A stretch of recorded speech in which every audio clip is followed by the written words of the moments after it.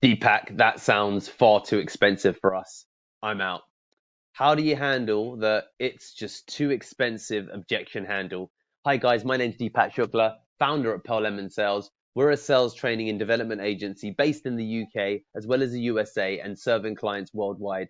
And here today, in day number 60 of 119 days of cold calling training, we're here to talk about the it's too expensive objection handle. But before we get into it, feel free to click the link below to get access to an additional 17 strategies that are not shared in this training. So fundamentally, to some degree, there's the question of it generally being just literally too expensive for your prospect.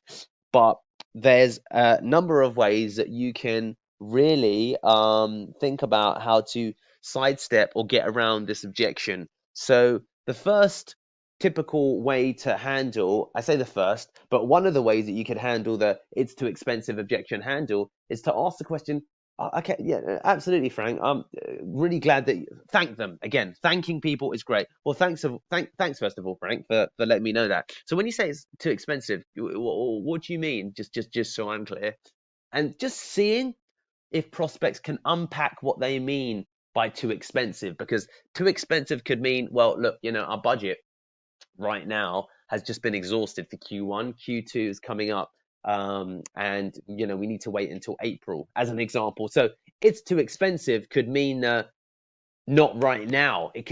So one objection could really be masking another objection. So it's too expensive could be really shorthand for it's too expensive for the budget that we have available right now. And you might interpret that as they can't afford it, which is technically not the case. It's more of a they don't have the budget for it right now. So that's just number one as a consideration. So thinking about ultimately budgets that people have and how they allocate budget and where they pull budget from is also another interesting thing which we'll go on to talk about. So the first thing that you could do is just ask, thank you. It's thank them and then ask. So when someone says it's too expensive, you could say, well, thanks for letting me know that, Frank. So when you say it's too expensive, what do you mean exactly? And again, if you think that they might see that as a silly question, you could say, well, first of all, thanks, Frank. Thanks for letting me know that. And apologies if this seems like a bit of a stupid question. But when you say it's too expensive, like, what do you mean? Can you see the way that I've actually put that sentence together in terms of my tonality, my pace, and my pauses? We probably need to do something around pauses as well.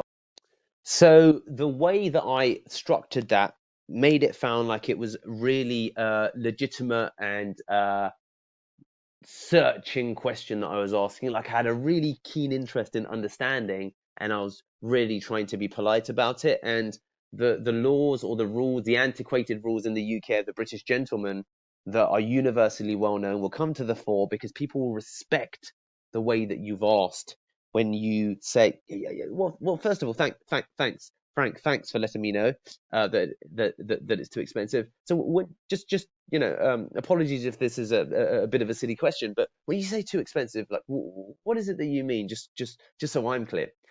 So that's a real lead in by thanking, apologizing, then asking as a way to get more information. So that's strategy number one that you can use.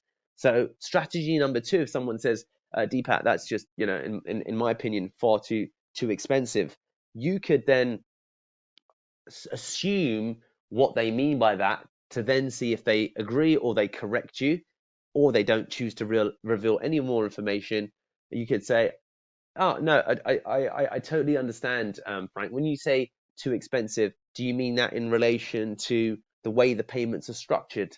Is that what you mean? And you could purposefully give the wrong solution to see what route they take you down because they will have an instinct to correct you, and then in the correction they could reveal what is actually happening when what is it they actually mean when they say it's too expensive, and that would again be a case of, well, no, it's not about the payment plans or the way the payment's structured. It's just that the top line figure of £19,000 doesn't quite meet our budget, Frank, or doesn't quite meet our budget, Deepak. So that would be strategy number two for the it's too expensive objection handle. Strategy number three for the objection handle, saying, Deepak, it's just far too too expensive is, Frank, tell me this. I hear what you're saying. I absolutely hear what you're saying. If we were to put money aside for a moment, are there any other questions that you've got about the product that also are red flags, assuming we were to fix a money problem? So a good way, do you see what I've done there? A good way to manage the it's too expensive objection handle is to actually sidestep the objection of it's too expensive and then focus back on the value, because they might have a lot of complex reasons for why they think it's too expensive. And by going through other red flags that they've got about the product, that will help align the product as being a good fit for their company in their mind, which will help you ultimately realign the value proposition against the cost. Because it might be that they don't, they have several objections which then relate to their ability to effectively use the product. And because of that, they feel that it's too expensive. It's £19,000, Deepak, and the prospect might be thinking, oh, it's too expensive because it doesn't work with our CRM, it doesn't integrate with this, so it's going to be too expensive for the handover. So it could be for expenses related to ancillary time or cost through integration, or lots of other assumptions if it's a software tool that they might be making that you're not privy to.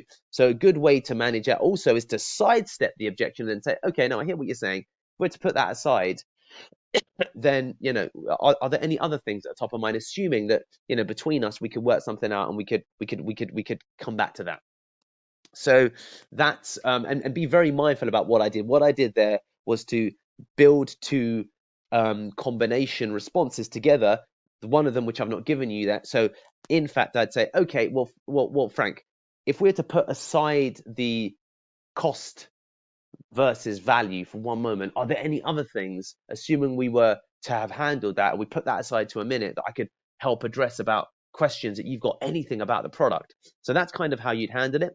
And then the final, I say the final, there's a multitude probably. Another way that you could handle it is by ultimately saying, well, Frank, I hear what you're saying.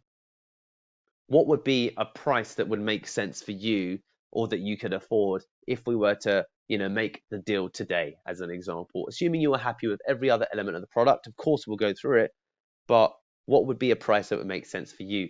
So you can then ask them for the price, aka the budget they've got in their mind for how much they'd allocate towards this right now, and see what they respond with. So they are the ways that you could handle. It's not exhaustive, of course, but they are ways you could handle that it's too expensive objection. Thanks, guys.